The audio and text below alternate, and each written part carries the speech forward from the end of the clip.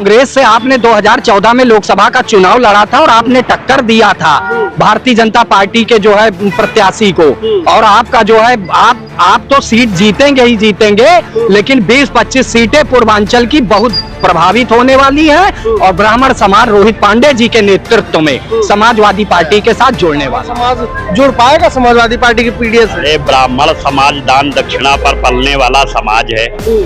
अब कहा वहाँ थोड़ा ना जाएगा जहाँ उसके ऊपर मुकदमा लिखने की तैयारी कर दी गई है कि पढ़ने जाओगे मुकदमा लिखाया जाएगा। हम तो वहाँ जाएंगे जहाँ दान दक्षिणा पाएंगे, सम्मान पाएंगे, वहाँ जाएंगे। समाजवादी पार्टी तो कहते हैं ब्राह्मणों को सम्मान नहीं करती है। अरे करती नहीं तो रोहित पांडे को क्यों बुला रही है? समाजवादी पार्टी ज्वाइन कर रहे हैं तो क्या लगता है कि प्रभाव कुछ पड़ेगा? प्रभाव उत्तर प्रदेश में ही नहीं बल्कि हरियाणा में भी पड़ेगा। आप हरियाणा से? बिल्कुल, मैं हरियाणा से हूँ। काफी मजबूत पकड़ है हरियाणा में।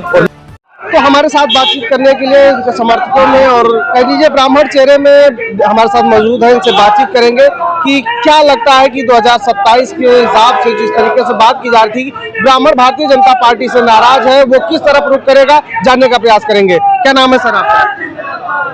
पंडित जी हूँ, पांडे हूँ बस। अच्छा ठीक है, पांडे जी है। ये बताइए कि जो कहा जा रहा था कि ब्राह्मण बसपा की तरफ मूव कर रहा है, असमंजस की स्थिति थी, क्या लगता है? देखिए, ब्राह्मण बुद्धिजीवी है और ब्राह्मण जो है बसपा सपा भाजपा कहाँ रुख करना उसे पता है। और अब आपके सामने उदाहरण है माननीय रोहित पांडे जी, जिनका पूर्वांचल में एक इतिहास रहा है।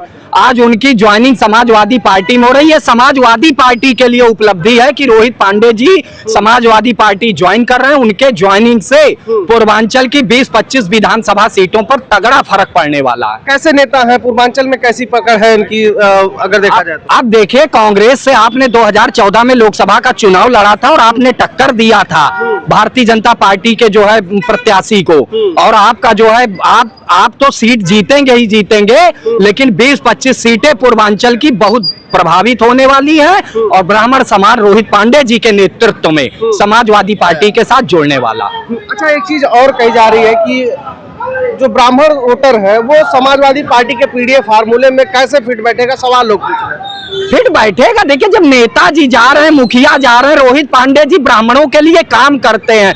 पूर्वांचल में आप किसी के पास जाएंगे, बच्चा बच्चा जुबान पर नाम है माननीय रोहित पांडे जी, तो माननीय रोहित पांडे जी के सम्मान में समाजवादी पार्टी के लिए मैदान में ब्राह्मण कार्यकर्ता उतरने जा रहा है। ब्राह्मण समाज माननीय रोहित पांडे जी पर विश्वास करके समाजवादी पार्टी के साथ जा रहा है। लेकिन पूर्वांचल से ही योगी आदित्यनाथ जी भी है, गोरखनाथ से है, गोरखपुर से है, गोरखनाथ मंदिर के जो पीठाधीश्वर है, तो ऐसे में समाजवादी पार्टी से ज्यादा तो सुटेबल ब्राह्मणों के लिए योगी आदित्यनाथ जी थे। नहीं, बिल्कुल नहीं थे। आप देख लीजिए, 9 साल का आप कार्यकाल देख लीजिए।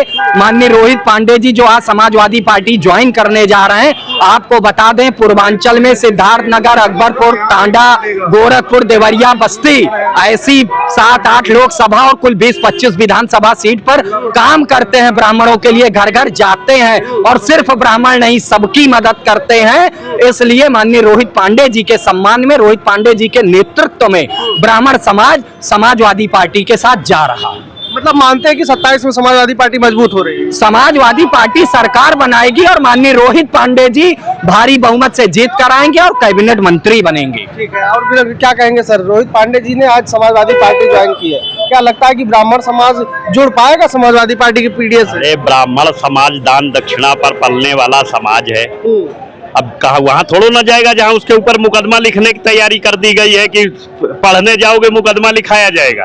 हम तो वहाँ जाएंगे जहाँ दान दक्षिणा पाएंगे, सम्मान पाएंगे, वहाँ जाएंगे। समाजवादी पार्टी तो कहते हैं ब्राह्मणों को सम्मान नहीं करती है। अरे करती नहीं तो रोहित पांडे को क्यों बुला रही है? अरे समाजवादी पार्टी ने बुलाया तब तो रोहित पांडे जी ज्वाइन करने जा रहे हैं। हो सकता है। और जब ज्वाइन करने जा रहे हैं तो जाहिर सी बात है जो जंग लड़ेगा वो जीतेगा भी। जीतेगी समाजवादी पार्टी। अरे भाई, हवाओं के रुख बदलते रहते हैं। अब योगी जी ने मुख्यमंत्री पोर्टल चलाया, लेकिन उस पर आख्या कभी सही लगती ही नहीं है। आरटीआई का तो बिल्कुल दमन ही करते जा रहे हैं। तो जब कुछ होना ही नहीं है, सिर्फ कागज में ही काम होना है, जमीन पर होना नहीं है, तो फिर अखिलेश यादव क्या बुरे हैं?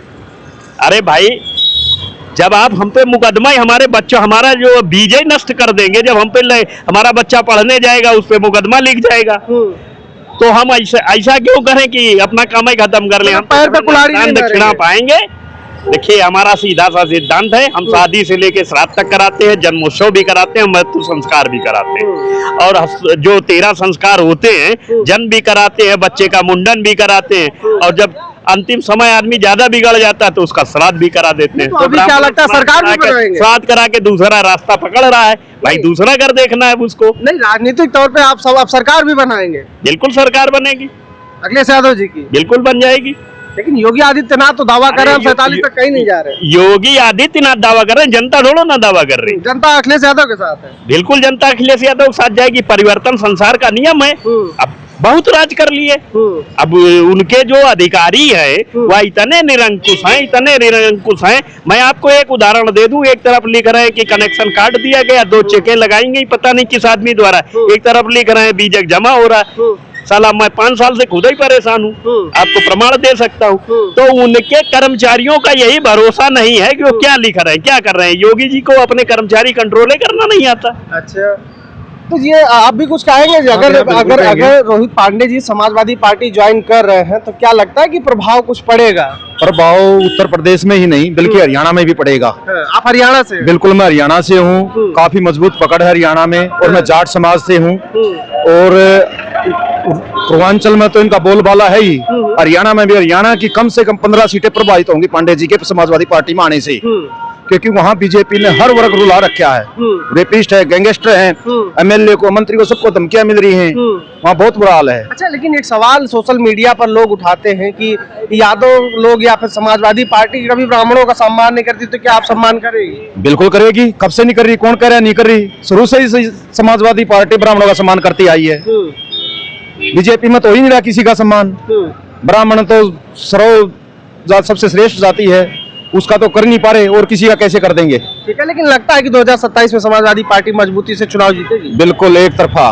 दूसरी एक और बता देता हूँ, अखिलेश यादव जी के बारे में जितना जानता हूँ, जो जमीनी स्तर का गरीब वर्ग का काम करने वाला नेता था वो अखिलेश यादव जी हैं। गरीब बच्चियों को लैपटॉप देना, 25-25 हजार रुपए देना, गरीब आदमी को साइकिल देना। क्योंकि मैं हरियाणा से, लेकिन मानना चाहता हूँ अखिलेश यादव की सरकार आई तो मैं अपनी जो रहने के लिए रेजिडेंस है उत्तर प्रदेश में ही बनाऊंगा। अच्छा, मैं इतना दुखी हो तो चुका हूं कहते हैं, बीजेपी जब योगी आदित्यनाथ जी कहते हैं, भारतीय जनता पार्टी कई बड़े नेता कहते हैं, जब समाजवादी पार्टी की सरकार थी तो उत्तर प्रदेश गुंडा प्रदेश था, यहाँ गुंडा ही कहता है। भारतीय जनता पार्टी को जो सुविधा दी है अखिलेश यादव जी ने दी है।